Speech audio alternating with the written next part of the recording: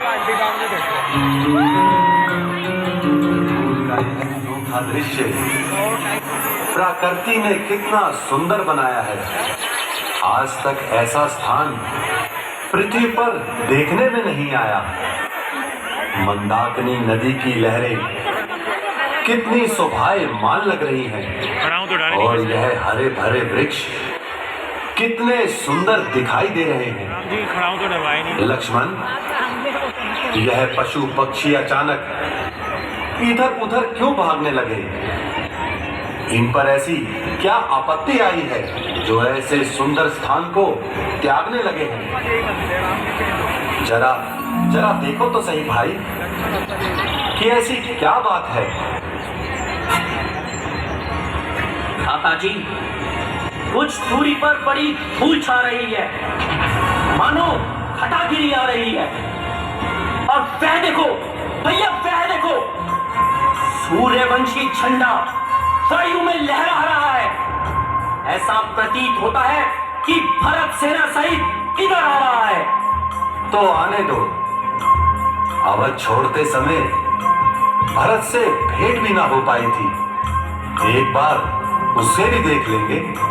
ऐसी बात नहीं है भैया, मालूम होता है कि उसे राज्य रूपी लोभ सता रहा है, जो इतनी विशाल सेना साथ लेकर इधर आ रहा है। तुम भूल रहे हो लक्ष्मण, हमारा कोई भी दुश्मन नहीं है। बस भैया, बहुत हो चुका। आपकी इन्हीं बातों ने ही हमें इस दशा तक पहुंचा दिया। राजपाट गया, घर बार छूटा और अब प्राण भी जाने वाले हैं। लक्ष्मण, ना राज्य ही गया है और ना ही प्राण जाएंगे। वीर पुरुष ऐसे शब्द मुंह से नहीं निकालते। फिर भरत जैसे भाई पर मुझे पूर्ण विश्वास है कि वह पूरा इरादा लेकर यहां कभी नहीं आएगा।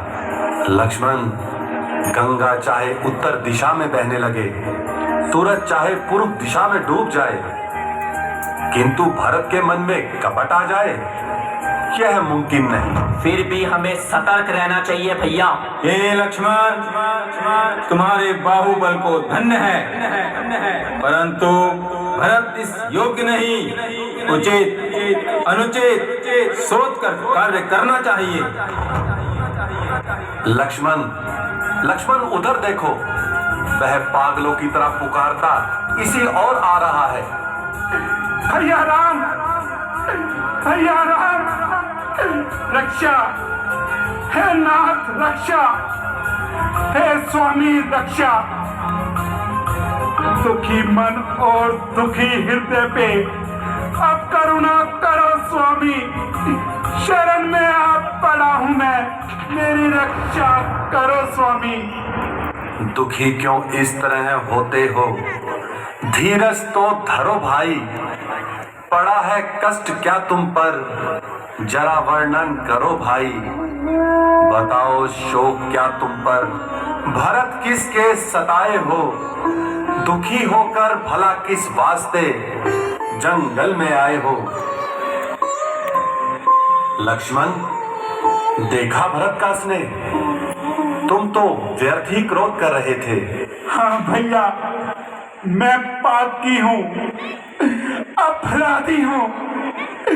चढ़ाओ धनुष पर बाण उर्मिला नाथ और अपने तीखे बाणों से इस अभागे भरत का सीना छलनी छलनी कर दो। क्षमा क्षमा भैया, क्षमा।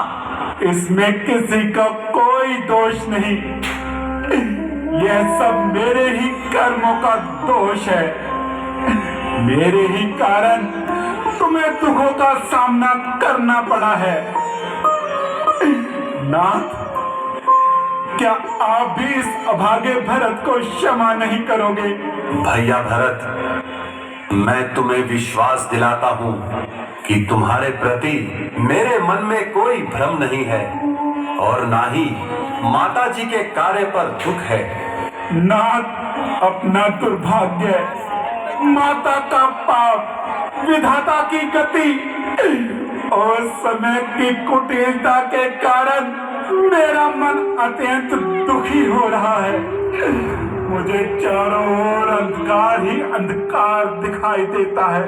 अधिक तुमसे मेरा जग में ना कोई नाथ प्यारा है।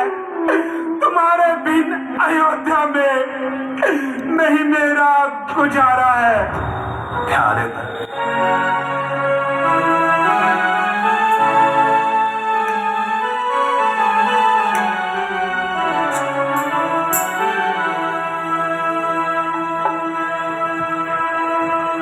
क्यों छोड़ियो बंधु को आए भैया।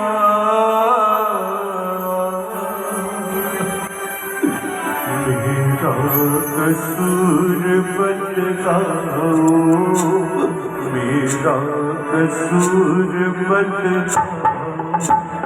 क्यों छोड़ अवध को आए भैया।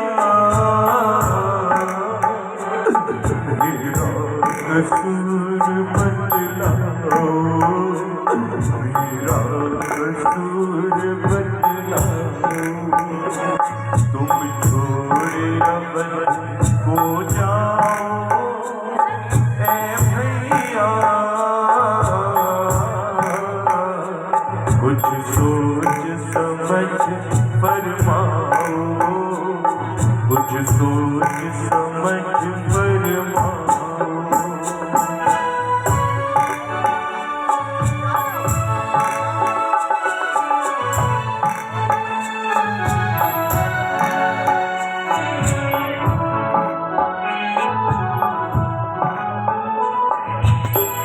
आँखें मेरी दोनों भैया करती यही पुकार।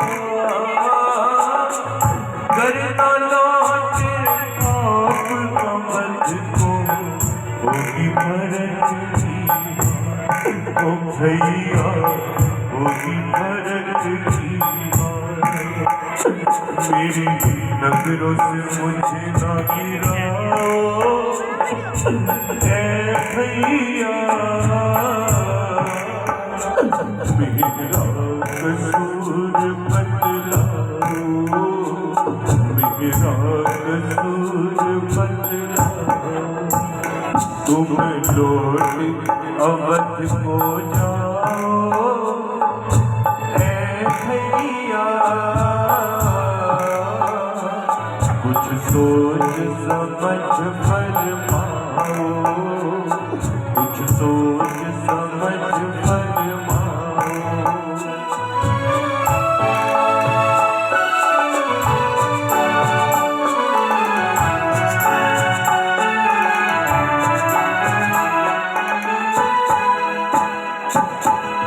धर्म के पथ पर चलना हमको सुनने मेरे भी।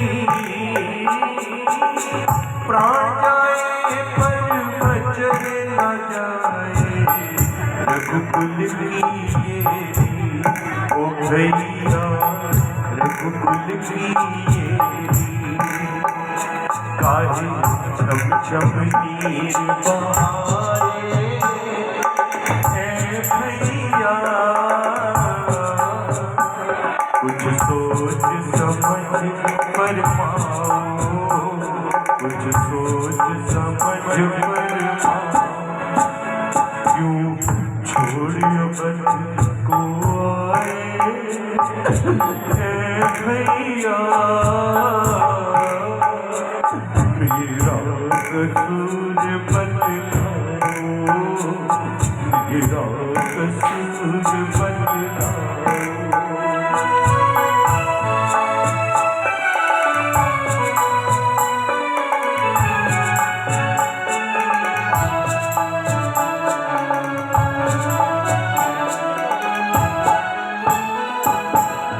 जब से तुम पर आए भैया अवध हुई वीरा।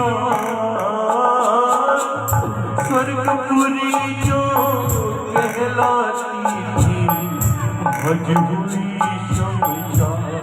ओ भैया आज हुई शमशान। मुझको ना यूं ठुकराओ ऐ भैया,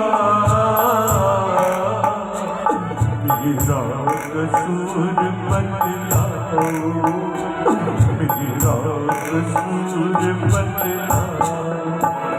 तुम लौट अवध को जाओ ऐ भैया, कुछ सोच समझ फरमाओ, कुछ सोच समझ फरमाओ।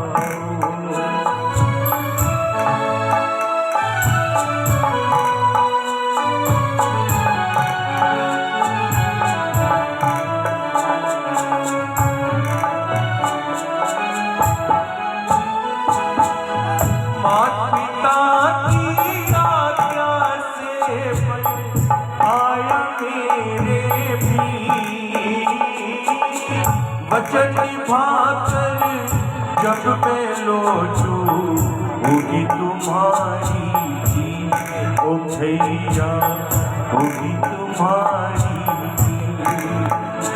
मेरे फर्ज से मुझे ना गिराओ ऐ भैया, कुछ सोच समझ फरमाओ, कुछ सोच समझ फरमाओ। क्यों छोड़ियो मुझको आए ऐ भैया, मेरा कसूर बतलाओ, मेरा कसूर बतलाओ। तुम लौट अवध को जाओ, तुम लौट अवध को जाओ, मेरा कसूर बतलाओ, मेरा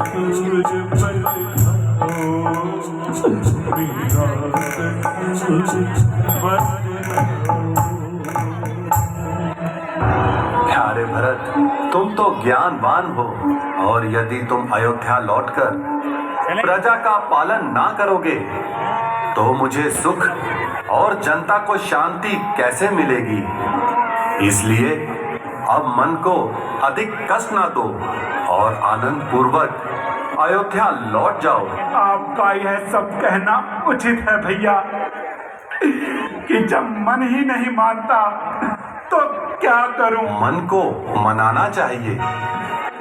क्या तुम समझते हो तुम्हारे वियोग में मुझे आनंद मिलता है?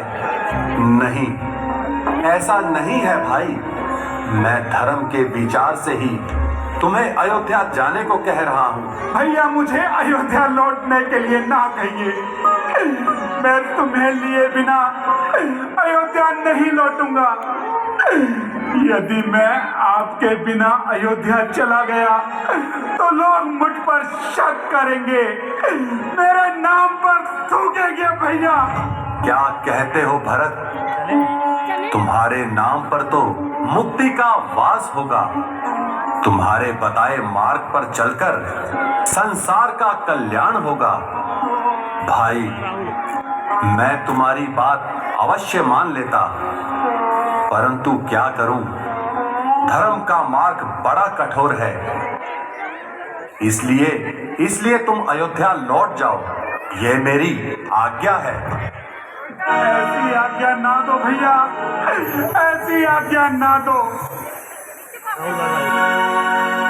राम भैया, राम भैया जाना नहीं, तुम्हें छोड़ के, तुम्हें छोड़ के। राम भैया जाना नहीं, तुम्हें छोड़ के, तुम्हें छोड़ के। हमें ना रुलाना, तरस भैया खाना, ताने मुझे देगा ये सारा ज़माना। राम भैया जाना नहीं, तुम्हें छोड़ के, तुम्हें छोड़ के।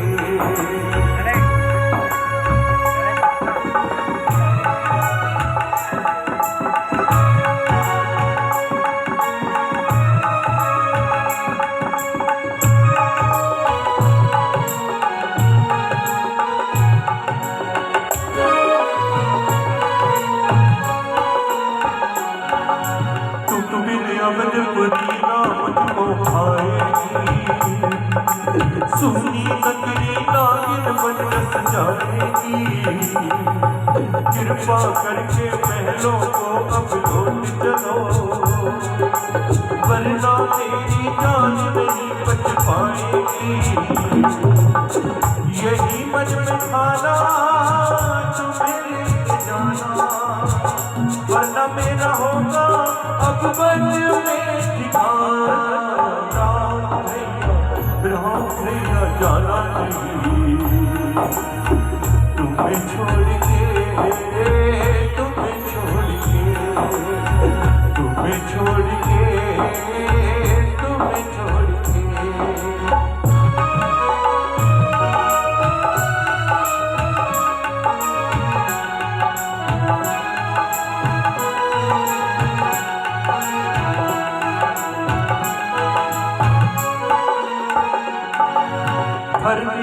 क्यों जिद तूने ठानी है, हमने बिन बचनों की लाज निभानी है। प्राण जाए पर बचन नहीं जा सकते हैं, बात ये हमने सच करके दिलानी है।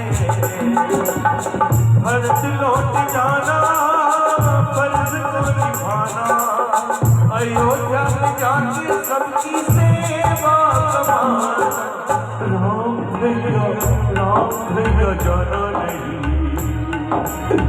तुम्हें छोड़ के, तुम्हें छोड़ के, तुम्हें छोड़ के, तुम्हें छोड़ के।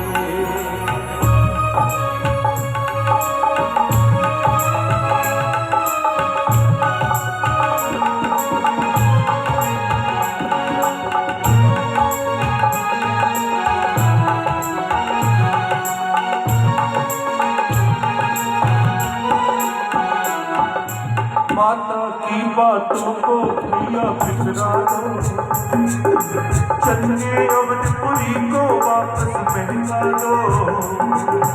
माता ये सब व्याकुल है और बिलख गई, चरण पड़ू में भैया सबको हर्षा दो। केवल अब ये खाना अब नहीं जाना, चरणों में तेरे रह के बस बिताना। राम भैया जाना नहीं, तुम्हें छोड़ के, तुम्हें छोड़ के, तुम्हें छोड़ के, तुम्हें छोड़ के, तुम्हें छोड़ के, तुम्हें छोड़ के। प्रभु अब कृपा करके आप अयोध्या वापस चलिए। सारी अयोध्या आपके बिन सूनी पड़ी है। अरे हाँ भैया, मैं अयोध्या की कुशल पूछना तो भूल ही गया। अब पिताजी का मन पहले की तरह दुखी तो नहीं है। अब वह हमें अधिक याद तो नहीं करते। भाई तुम चुप क्यों हो भाई, बोलते क्यों नहीं? आपके वियोग में पिताजी ने प्राण त्याग दिए। पिताजी, पिताजी, यह क्या हो गया? आपका साया भी हमारे ऊपर से उठ गया। हम कितने अभागे हैं जो अंतिम समय में भी आपकी सेवा न कर सके। भरत तुम कितने भाग्यशाली हो जो अंतिम समय में पिताजी की सेवा तो कर सके। नहीं भैया, मेरा इतना भाग्य कहाँ जो अंतिम समय पिताजी के दर्शन कर पाता। आपकी अनुपस्थिति में ही पिताजी ने प्राण त्याग दिए। विधाता, ये तूने क्या किया? 4 बेटों के होते हुए भी अंतिम समय कोई भी उनके पास न था। उनकी आत्मा को कैसे शांति मिलेगी? बेटा राम, अब शोक ना कीजिए और विलाप करके महाराज की आत्मा को दुख न पहुंचाओ। गुरुदेव, आपका उपदेश बड़ा ही कल्याणकारी है, किंतु अब कृपा करके इन सबको लेकर अयोध्या लौट जाइए। बेटा, मैंने भक्त को पहले भी काफी समझाया, लेकिन राम भक्ति के सामने मेरा सारा उपाय व्यर्थ गया। भैया भरत, अब तुम ही विचार कर कोई ऐसा कार्य करो जिससे माताओं को शांति और प्रजा को सुख मिले। सहारे उठ गए सारे, तुम ही आधार हो इनका, करो वह यत्न अब भाई कि फिर उद्धार हो इनका। नहीं भैया नहीं, आपके होते हुए यदि मैं राज गद्दी पर बैठ गया तो मुझसे बढ़कर स्वार्थी कौन होगा। बस बहुत हो चुका वचनों का पालन। प्रभु, अब आप अयोध्या लौट चलिए। आपके बिन अयोध्या में मैं एक पल भी नहीं रह सकता। प्यारे भरत, तुम तो धर्म और नीति के जानने वाले हो, मेरी, अपनी और प्रजा की भलाई चाहने वाले हो। हे नाथ, आप तो पापियों पर भी दया करने वाले हो, बुराई के बदले भलाई चाहने वाले हो। क्या मेरी इतनी सी भी प्रार्थना स्वीकार नहीं करोगे भैया? क्या मेरे अपराध क्षमा नहीं हो सकते भैया? क्या कहते हो भरत? तुम अपराधी कैसे बन गए? तुम्हारा चरित्र तो परम पावन है। मैं तुम्हारी बात अवश्य मान लेता भरत, परंतु क्या करूं? धर्म का मार्ग बड़ा कठिन है।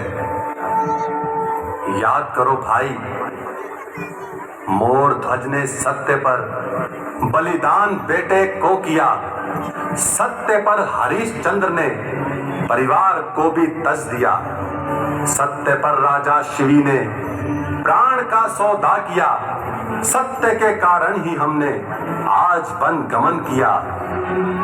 सत्य का पालन करें हम, यही सच्चा कर्म है। याद रखो, सबसे ऊपर सबसे ऊंचा धर्म है। बेटा भरत, राम अपने मार्ग से कदापि हटने वाले नहीं हैं। धर्म पथ पर अटल रहना ही वीर पुरुषों के लक्षण हैं। इसलिए अब इनकी आज्ञा का पालन करो। हाँ भरत, तुम्हारे लिए अब लौट जाना ही उचित है, और फिर 14 वर्षों का समय ही तो है। अवधि समाप्त हो जाने पर हम फिर तुमसे मिलेंगे। यदि आपकी और गुरुजी की यही आज्ञा है तो मैं विवश हूं, किंतु इतनी कृपा कीजिए कि मुझे अपनी चरण पादुका दे दीजिए। मैं इन्हीं से अयोध्या की राज गद्दी सजाऊंगा और स्वयं सन्यासी का जीवन बिताऊंगा। राम के अनुराग में भरत सन्यासी बना, वास नगरी में करेगा किंतु वनवास से बना। धन्य हो तुम, धन्य हो। तुमने दिखा दिया कि धर्म पालन के सामने राज्य का कोई मूल्य नहीं। तुम दोनों साक्षात धर्म के अवतार हो। एक वे हैं जो मर जाते हैं कट कट कर राज पर, एक ये हैं जो लगा देते हैं ठोकर ताज पर। अच्छा प्रभु, मेरी एक बात याद रखिएगा, यदि 14 वर्ष से एक दिन भी अधिक लगाएंगे तो इस भरत को जीवित हरगिज न पाएंगे। प्रभु कर